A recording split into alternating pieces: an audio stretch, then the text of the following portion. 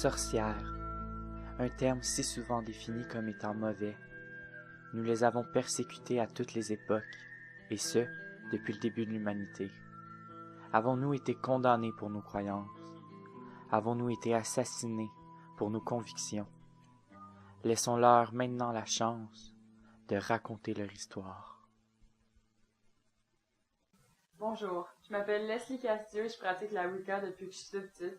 C'est une tradition qui se passe dans ma famille depuis des générations et des générations. Mon ancêtre, Jan Smith, vivait à Salem juste avant la grande chasse aux sorcières.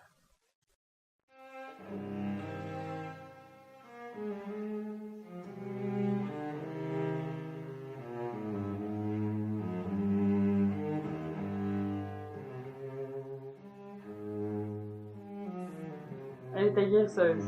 Elle se servait de ses connaissances sur les plantes pour aider les autres.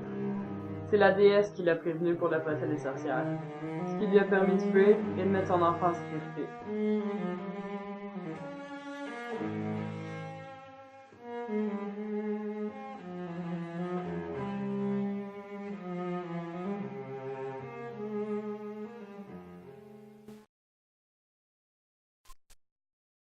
On l'a prévenu. Bonjour, je m'appelle Shelby Miller et je suis une étudiante en anthropologie à l'UQAM. Quelque chose qui m'a toujours beaucoup intéressée, c'était l'aspect culturel des civilisations. Donc, pas le mieux que d'avoir comme métier l'étude des cultures anciennes et présentes. Une de mes cultures préférées, ça doit être de loin la culture païenne, la sorcellerie, en d'autres mots. Une de mes thèses favorites, ça doit être celle de Margaret Murray, The God of the Witches, publiée en 1931. Elle explique que la sorcellerie moderne, ça serait, comment dire, la survivance d'un paganisme antique qui remonterait au néolithique. Les gens faisaient des danses, des sacrifices animaux, des jours de magie. Il y en a même jusqu'à avoir des rapports sexuels en l'honneur d'un dieu à cornes qui, plus tard, allait être associé à Satan par les chrétiens. Environ une décennie après la publication de cet ouvrage, un certain Gerald Gardner publie Witchcraft Today, qui est une œuvre copiant largement la thèse de Margaret Murray. Toutefois, il affirme mettre en pratique ce qu'il écrit et même faire partie d'un couvent regroupant plusieurs autres croyants exactement comme lui. L'origine du terme Wicca est inconnue parce que techniquement, M. Gardner n'a jamais utilisé ce terme, même si c'est lui qui a initié le mouvement. Il nie également avoir toute forme de ressemblance entre ses propos et la thèse de Margaret Murray. Personnellement, je crois que la Wicca a été inventée par M. Gardner et qu'elle ne représente aucune forme de source antique. L'avis des spécialistes est partagé et la plupart des pratiquants croient en des origines mythiques. Bonjour, mon nom est Léane Lejeune et je pratique la Wicca depuis 2 ans, de façon autodidacte.